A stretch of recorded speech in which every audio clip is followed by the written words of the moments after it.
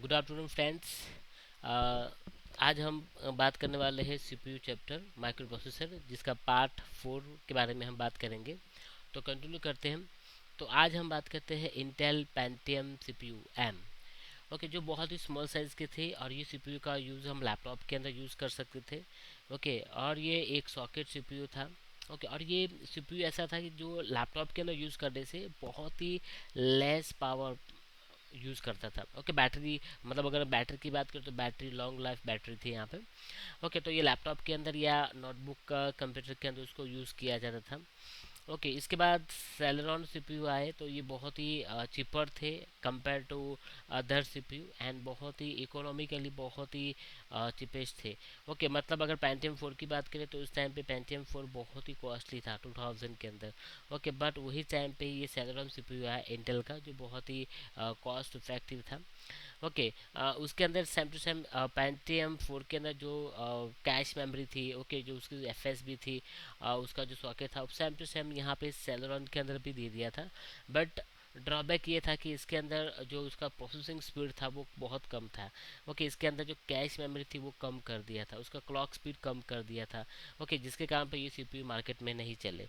Okay, compare to Pentium 4। Okay, तो ये Celeron CPU market में आए और निकल भी गए।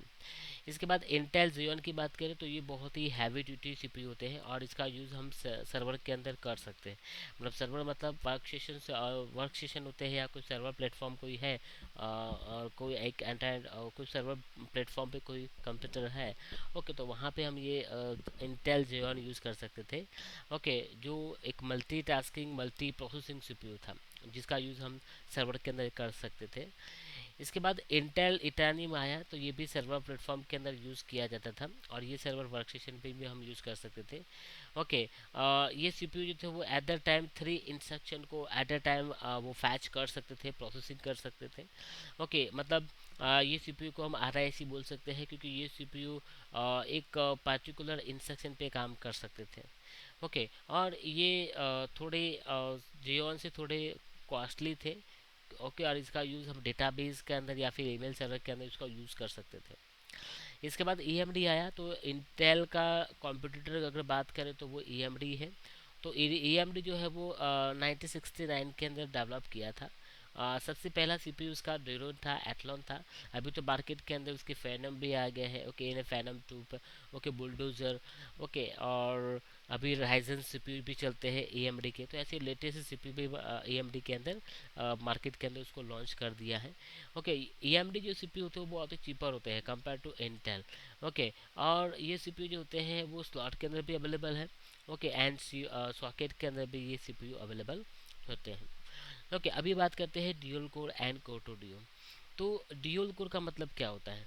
तो ड्यूल कोर का मतलब ये होता है कि जैसे कि ये सीपीयू है। ओके, मान लेते हैं कि ये ड्यूल सीपीयू है। ओके, ड्यूल कोर सीपीयू है तो उसमें क्या होता है कि दो कोर होती है। मतलब मान लेते हैं कि ये मेरा सीपीयू है तो ये सीपीयू के अंदर ड्यूल कोर होती है, राइट। और ये सीपीयू जो है वहाँ पे इस तरह से ड्यूल कोर आप देख सकते हो। अभी मार्केट के अंदर ड्यूल कोर आ गया है। ओके, नंबर ऑफ कोर 4 भी आ गया है, 8 कोर भी आ गया है।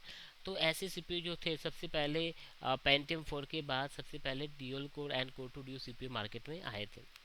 ओके, जिसके अंदर नंबर ऑफ कोर की अगर बात करें तो 2 कोर थे। अभी अगर ड्यूल कोर की बात करें तो ये ड्यूल कोर सीपीयू कैसे थे, तो उसके अंदर दोनों कोर जो थे, ये भी कोर है और ये भी कोर है। ये दोनों कोर क्या थे, फिजिकल थे।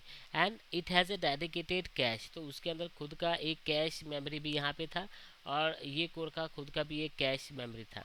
ओके, अब क्या होता है कि जैसे हम यहाँ पे जो इंस्ट्रक्शन देंगे तो पैरेलल इंस्ट्रक्शन जब यहाँ पे आती है कोई इंस्ट्रक्शन, तो ये इंस्ट्रक्शन को क्या कर देगा, शेयर कर देगा। मतलब अगर यहाँ से आपने 4 टाइप की इंस्ट्रक्शन दिया है तो ये सीपीयू क्या करेगा, 2 इंस्ट्रक्शन को ये फैच करेगा एंड 2 इंस्ट्रक्शन को ये फैच करेगा। ओके, और यहाँ पे जब हम उसको आउटपुट में देखेंगे तो नंबर ऑफ जो स्पीड था यहाँ पे 2 गुना हो गया, क्योंकि 2 सीपीयू एट द टाइम काम करेंगे and it has a dedicated cash. तो यहाँ पे डेटा स्टोरेज भी यहाँ पे बढ़ गया है डेटा। एंड ये दोनों कोड जो है वो पैरेलल में काम करती हैं, इसलिए ड्यूल कोर जो होता है वो बहुत ही फास्टर होता है। बट अगर मैं यहाँ पे दूसरे सीपीयू की बात करूँ जैसे कि कोर टू डी, मैं यहाँ पे कोर टू डी की बात करूँ तो कोर टू डी के अंदर क्या था, तो कोर टू डुओ के अंदर भी दो कोर थी। ओके, और उसमें एक कोर जो थी वो एक लॉजिकल कोर थी, राइट। तो आप यहाँ पे देख सकते हैं कि ड्यूल कोर के अंदर दोनों कोर फिजिकल थी, बट अगर कोर टू डुओ की बात करें तो कोर टू डुओ के अंदर क्या था, एक फिजिकल कोर एंड एक लॉजिकल कोर यहाँ पे अवेलेबल थी। अब इसमें भी सेम टू सेम कि जो भी आप इंस्ट्रक्शन दोगे, ये इंस्ट्रक्शन को ये क्या करेगा, शेयर कर देगा। ओके, दोनों core at a time work करेगा। बट यहाँ पे ये सीपीयू का ड्रॉबैक ये था कि उसमें एक फिजिकल सीपीयू था और एक लॉजिकल सीपीयू था। ओके, मतलब ये फिजिकल कोर थी और ये जो कोर थी वो लॉजिकल कोर थी।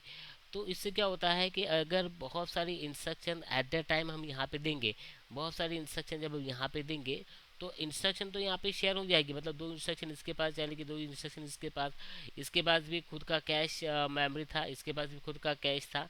ओके, बट ये लॉजिकल था। इसलिए अगर मैं बात करूँ ड्यूल कोर की कंपैरिजन में, तो ये सीपीयू के कौन से थे, ये सीपीयू थोड़े स्लोवर थे compare to dual core. Okay, क्योंकि यहाँ पे दोनों कोर फिजिकल थी, यहाँ पे एक कोर फिजिकल थी और एक कोर लॉजिकल थी। ओके, इसलिए ड्यूल कोर सीपीयू मार्केट में बहुत चले। ओके, ये जो है ड्यूल कोर वो इंस्ट्रक्शन को पैरेलल इंस्ट्रक्शन पे फैच करता है, पैरेलल इंस्ट्रक्शन पे वर्क करता है।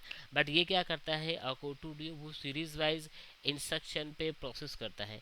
ओके, तो ये मैन डिफरेंट था दोनों के बीच में, तो ये डिफरेंट भी आपको याद रखना है, तो आप याद रख सकते हैं दोनों के बीच में।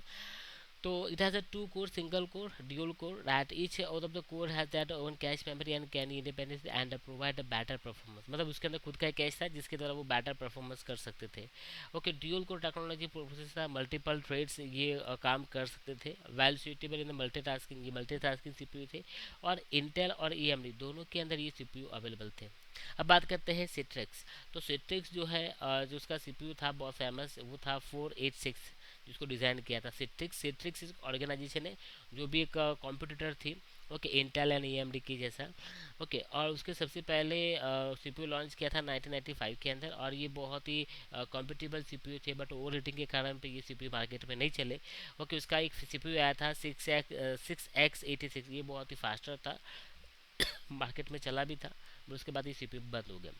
इसके बाद बात करते हैं कोर i3। तो कोर i3 सीपीयू जो इंटेल के सीपीयू होते हैं, जिसको 2010 में बनाया था, ये डेस्कटॉप के अंदर, लैपटॉप के अंदर बहुत ही फेमस है। ये टर्बो बूस्ट टेक्नोलॉजी को सपोर्ट करते हैं। टर्बो बूस्ट मतलब now as a requirement your application, as requirement your instruction, वो अपने हिसाब से पावर सप्लाई को बूस्ट करता है, प्रोसेसिंग को बूस्ट करता है। ओके, ये सीपीयू जो थे वो मल्टी माइक्रो आर्किटेक्चर चैनल, जैसे कि क्लैर्क डेल या सैंडी ब्रिज या एल वी वी वाई ब्रिज, ऐसे हैश वेल्स, ऐसे अलग अलग टाइप के आर्किटेक्ट से बने थे। और ये सीपीयू जो थे उसकी स्पीड 1.70 से लेकर 3.4 थी। ओके, और ये सीपीयू इंटेल ने बनाया था, और ये सबसे पहले उसके जनरेशन, ओके, तो first generation core i3 generation यहाँ पे सबसे पहले बना था। ओके, तो आगे बात करते हैं, तो नेक्स्ट सीपीयू के बारे में बात करते हैं। तो उससे पहले थैंक यू वेरी मच।